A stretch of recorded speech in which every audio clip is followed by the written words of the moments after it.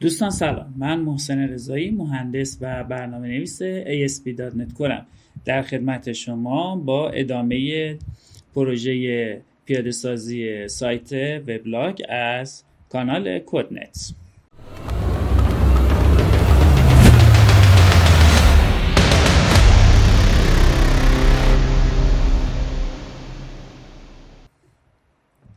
دوستان در ادامه بخش طراحی وبلاگ ما قسمت اپلیکیشن و دامین رو ایجاد کردیم. حالا برای اینکه بتونیم به دیتابیسمون مشخصات بدیم که هر پروپرتی ما چه خصوصیاتی داشته باشه و در نهایت تمامی این سرویس هایی که ایجاد کردیم رو فعال بکنیم، نیاز به یه لایه دیگه داریم. برای ایجاد کردن این لایه داخل اسلایدر منیجمنت یه فولدر ایجاد میکنم و اسمشو میذارم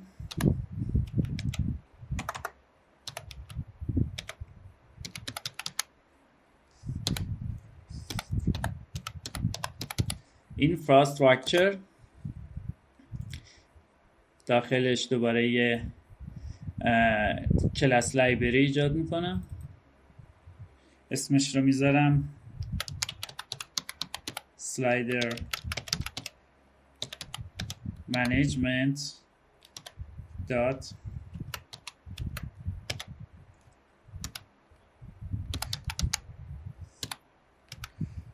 infrastructure dot ef core.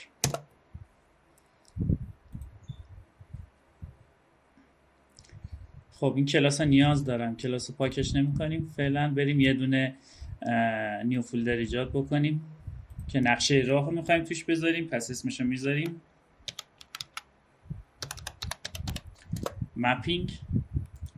داخل این مپینگ یک کلاس ایجاد میکنم،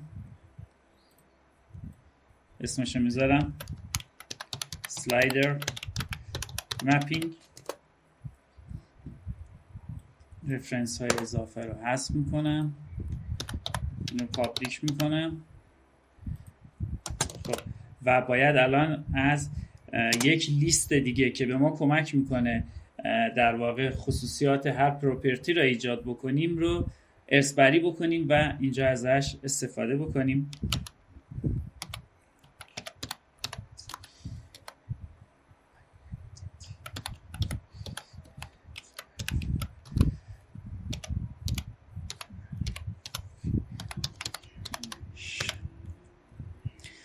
entity type configuration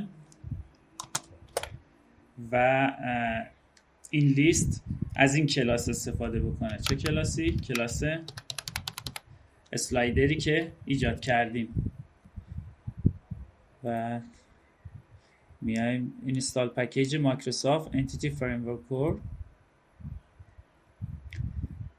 ثبت میکنیم که پکیج نصب بشه.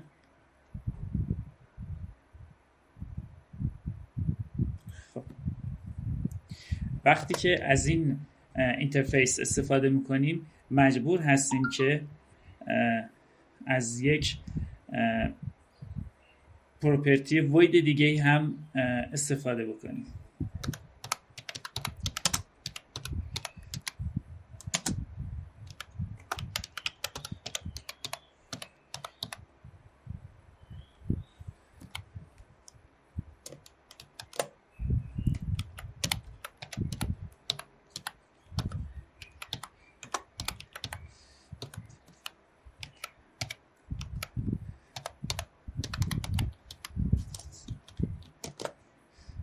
entity type folder as a slider, entity type as a slider و این قسمت هم فقط استفاده بکنم از اسم folder.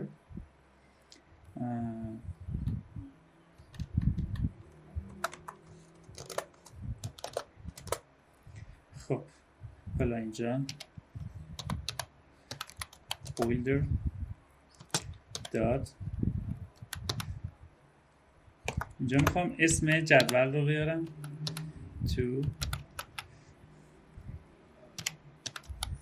table، اسمش میذارم sliders و اینجا رو میبندم. این اسمی هست که جدول ما داخل دیتابیس باید داشته باشه. خب بعد باید کلیدش رو براش مشخص کنم. builder dot hk id. حالا میریم سراغ نوع پروپرتی ها. builder dot property x dot title dot hash max. حد اکثر کلمه‌ای که میتونه بگیره 100 تا دونه باشه و و همینطور حتما خالی نباشه. برای اینکه بگیم خالی نباشه dot is required. بعدی folder dot property x dot description. دوستان description هم ما اینجا غلط املایی داریم، اینجا باید با ای باشه، اینو توجه داشته باشین. بذارین همین الان بریم و این قسمت رو هم اصلاح بکنیم.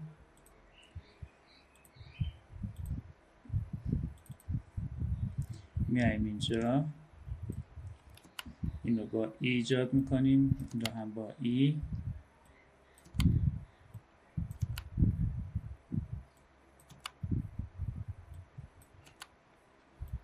هر جایی که از این کلمه استفاده کردیم اینا رو تغییرشون میدم. داخل اپلیکیشن کانترکت اسلایدر، کلاسی که اینجا هست رو دوستان حذف کنید. اسلایدر create description edit و بقیه چیزا نمیخواد. میایم داخل خود اپلیکیشن، اینجا هم description و اینجا هم description و در نهایت اینجا هم description dot hash max. اینجا 1000 کلمه رو بگیره و همینطور بتونه خالی باشه.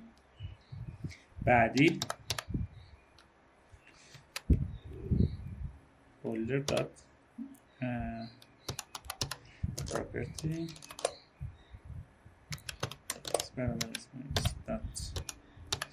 پیکچرمون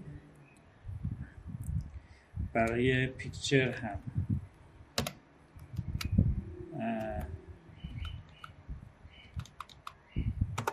میذارمش 5000 باشه. خب دوستان الان تنها خطایی که ما داریم روی تو تیبل هست. این خطا به خاطر این ایجاد شده که ما هنوز یک رفرنس رو وارد نکردیم و باید اون رو نصبش بکنیم. برای نصبش دوستان بیاین روی تولز، بیایم اینجا منیج نگت، داخل قسمت براوزر اینجا تایپ بکنید SQL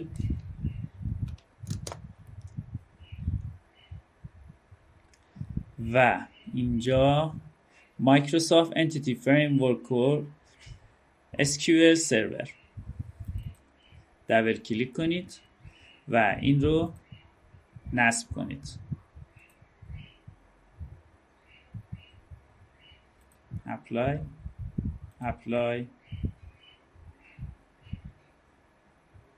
خب نصب تموم شد. حالا خطای اینجا از بین میره. خب این از قسمت مپینگ ما نو بذار باز باشه، جلوتر بهش نیاز پیدا میکنیم. خب حالا برای ادامه کار میریم تا اسلایدر کانتکست رو ایجاد بکنیم. این کلاسی که ایجاد شده بود گفتم پاک نکنید، اسمش رو عوض میکنم، میذارم سلایدر کانتکست.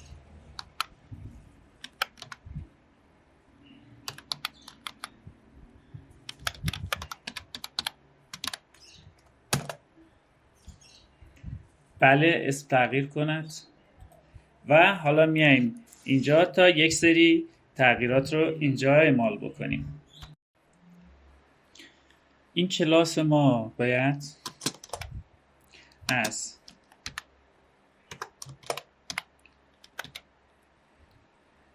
db context ارث‌بری بکنه. چرا؟ چون در واقع کلاس db context کانکش ها و مدل های دیتابیس رو مدیریت میکنه. حالا public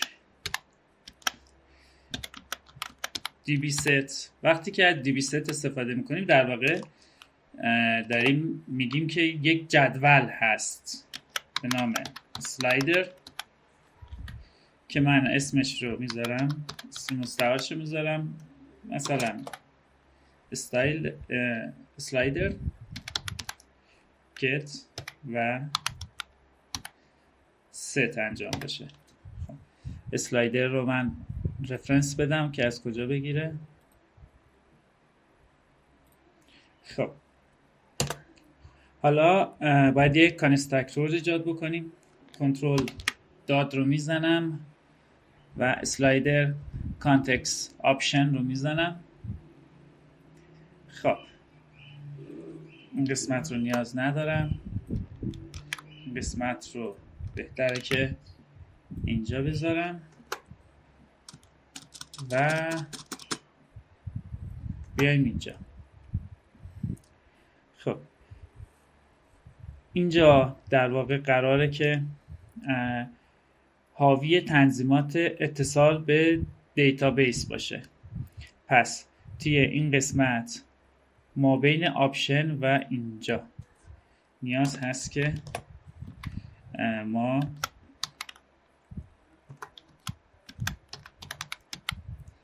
اسلایدر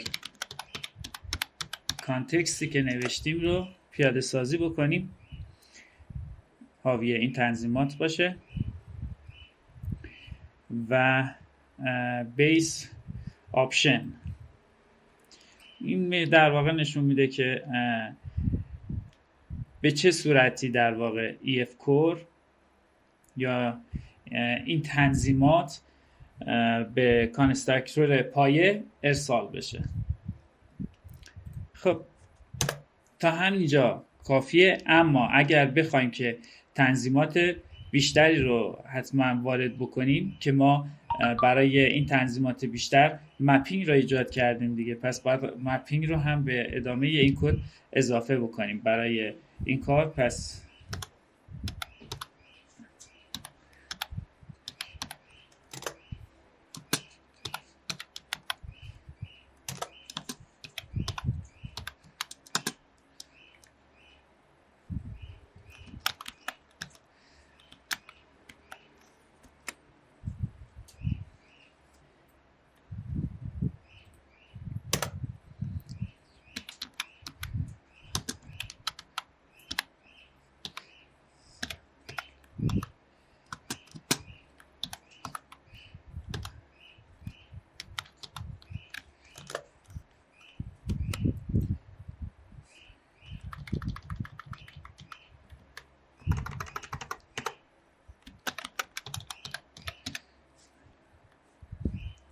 slider mapping